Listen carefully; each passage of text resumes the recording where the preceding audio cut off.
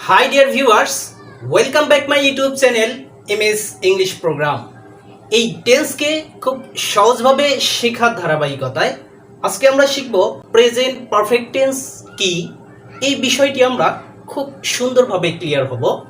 এরপর present perfect continuous টেন্সের বাংলা এবং ইংলিশে কিভাবে খুব দ্রুত চিনব এই চেনার শর্টকাট টেকনিকগুলো শিখব।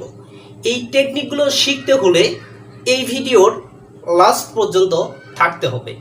ওকে, লেটস স্টার্ট আওয়ার ক্লাস।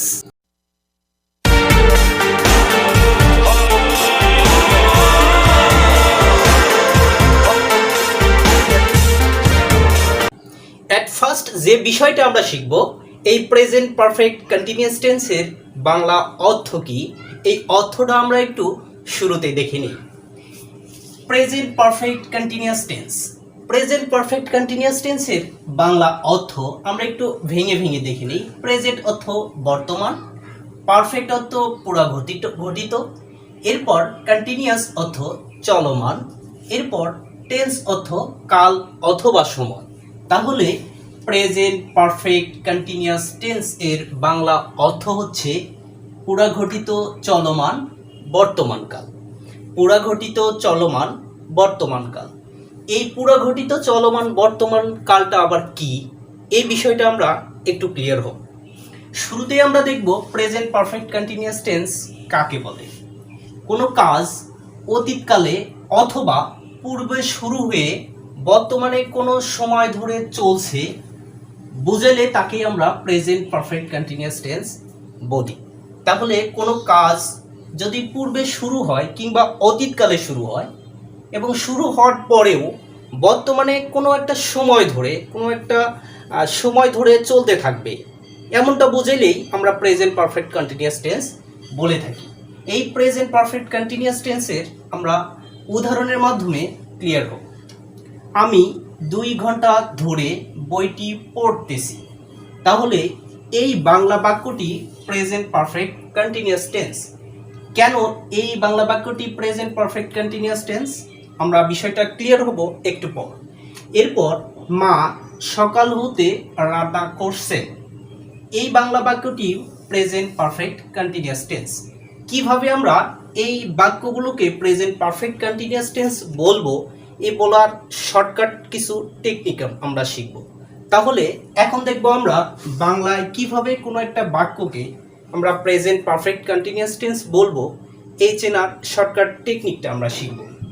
বাংলায় চেনার উপায়, বাংলা বাক্যে ক্রিয়া শেষে যদি তেসি, তেসো, তেসে, সি, স, সেন থাকে এবং ওই বাক্যে যদি যাবৎ, ধরে, হতে অথবা থেকে ইত্যাদি যে কোনো একটির আগে কোনো সময় উল্লেখ থাকে, তাহলে ওই বাক্যকে আমরা প্রেজেন্ট পারফেক্ট কন্টিনিউয়াস টেন্স বলবো।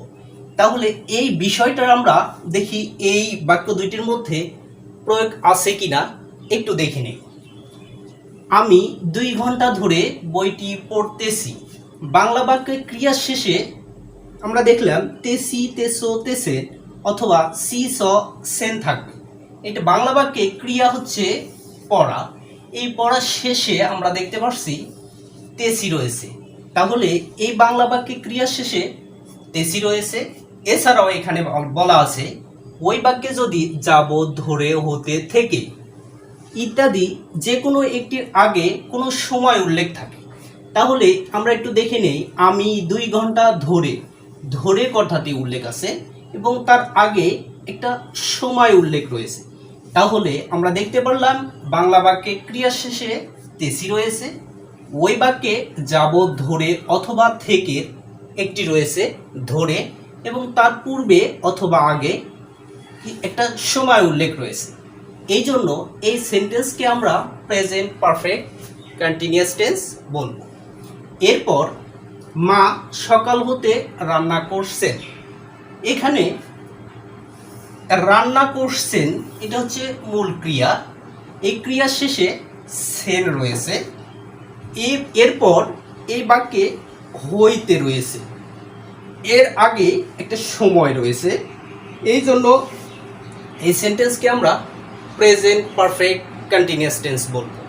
তাহলে আমরা বুঝতে পারলাম প্রেজেন্ট পারফেক্ট কন্টিনিউয়াস টেন্সকে কিভাবে আমরা খুব দ্রুত একটা সেন্টেন্স কিংবা একটা বাংলা বাক্য থেকে এই টেন্সকে ফাইন্ড আউট করার শর্টকাট ওয়ে শিখতে পারবো। প্রিয় শিক্ষার্থী বন্ধুরা, আমার এই চ্যানেলকে তোমরা সাবস্ক্রাইব করে নাও এবং এই ভিডিওগুলো তোমাদের বন্ধুদের মাঝে বেশি বেশি শেয়ার করে দাও, যাতে তারাও টেন্স সম্পর্কে খুব ভালো একটা ধারণা নিতে পারে।